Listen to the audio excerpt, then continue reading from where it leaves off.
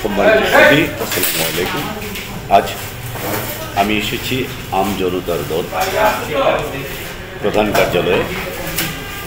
আপনারা দেখেছেন আম জনতার দলের তারেক রহমান তার দলের নিবন্ধনের জন্য নির্বাচন কমিশন এর সামনে অনশনরত ছিলেন।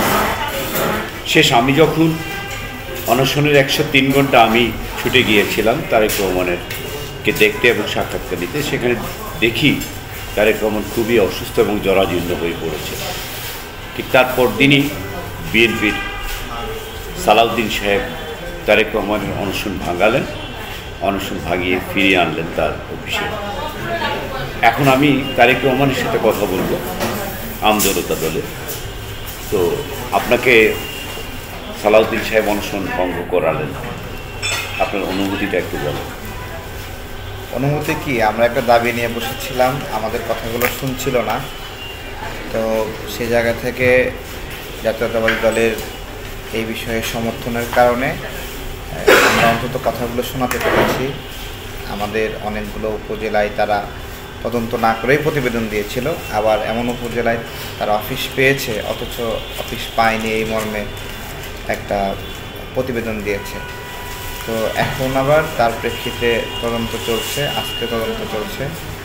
বাংলাদেশের নাগরিকরা আমাদের এই তদন্ত কাজে অর্থায়ন করছে।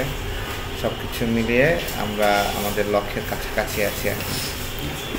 বর্তমানে ত্রয়োদশ জাতীয় সংসদ নির্বাচন নিয়ে জামাত এবং বিএনপির বিরুদ্ধে বিএনপি এই দুই দলের মাঝে যে ধরনের বিষোদ্গার চলছে, এই ধরনের বিষোদ্গারে বর্তমান জাতির চিন্তা চেতনা কি, বা আপনার দল কি বলতে চায়? এটা স্বাভাবিক, চলবে। এটা একে অপরের বিরুদ্ধে বলবে, এতে করে আরও জনগণের সুবিধা হয়, জনগণ জানতে পারে কার কী গোপনীয়তা আছে। রাজনৈতিক দলগুলো পরস্পর ঝগড়া করে, বিবাদ করে, আর জনগণের মাঝে গোপন বিষয়গুলো উঠে আসে, তখন রাজনীতিবিদরা সমাধান করে, নিজেদের সংশোধন করে। এই আলোচনা থাকা দরকার। বাংলাদেশ জামাতে ইসলামী যে দ্বিকক্ষ বিশিষ্ট পার্লামেন্টের কথা বলেছিল এবং দ্বিকক্ষ বিশিষ্ট পার্লামেন্টের পরে বাংলাদেশ জামাতে ইসলাম বলেনি, এটা বিএনপির 31 দফাতেই ছিল প্রথম থেকে দ্বিকক্ষ বিশিষ্ট পার্লামেন্ট।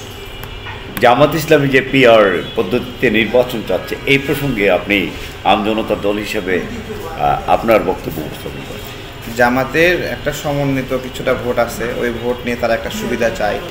বেসিক্যালি তাদের নির্বাচিত হওয়ার মতো কোনো প্রার্থী না থাকায় তারা পিআরকে বেশি গুরুত্ব দিচ্ছে। গতকালকে আপনার একটা কন্টেন্ট দেখলাম, দাঁড়িপাল্লায় ভেজাল আছে, যার কারণে দাঁড়িপাল্লায় ভেজাল দেওয়া হয়, যে ভেজালের কারণে তারা জিতবে না। আচ্ছা, তো আপনার কি ধারণা ত্রয়োদশ জাতীয় সংসদ নির্বাচনে আপনার দল কত ধারণা কি? আমাদের দল তো এখনো শিশু পর্যায়ে আছে, আমরা কাজ করছি, এখন ছোট পরিসরে কাজ করছি, তাই না? এটা সক্ষমতা দেখা যাচ্ছে একটা বড় দলের, একটা জেলার সক্ষমতার যত মানুষ সমর্থন করে বা সম্পৃক্ততা অতটুকু হইতে পারে সর্বোচ্চ। 100-র মধ্যে 65 জনই সরাসরি কোনো রাজনীতির সাথে সম্পৃক্ত না। আমার ভোট আমি দেবো, যাকে খুশি তাকে দেবো। আপনার দলের উদ্দেশ্য কি ওদেরকে দলে ভেড়ানো? আমরা আসলে অনেক বড় মিছিল, অনেক জনসমাগম এগুলোর দিকে ঝুঁকছি না। আমরা মনে করি রাজনীতি সবাই সম্পৃক্ত হবে না, অল্প কিছু মানুষ রাজনীতির বক্তব্য এবং চিন্তা নিয়ে কাজ করবে, তারা সমাজকে গাইড করবে, যখন প্রয়োজন হবে জনগণ তাদের সাথে সম্পৃক্ত হবে। এটা হলো আমাদের চিন্তা। তো আমরা ওই ধরনের তৎপরতা করিও না যে অনেক বড় বড় লোক প্রদর্শন করতে হবে। আমরা আমাদের সংক্ষিপ্ত চিন্তা, যেগুলো আমরা আমাদের মাঝে লালিত হয়, সেই চিন্তাগুলো পর্যায়ক্রমে জনগণের কাছে তুলে ধরি।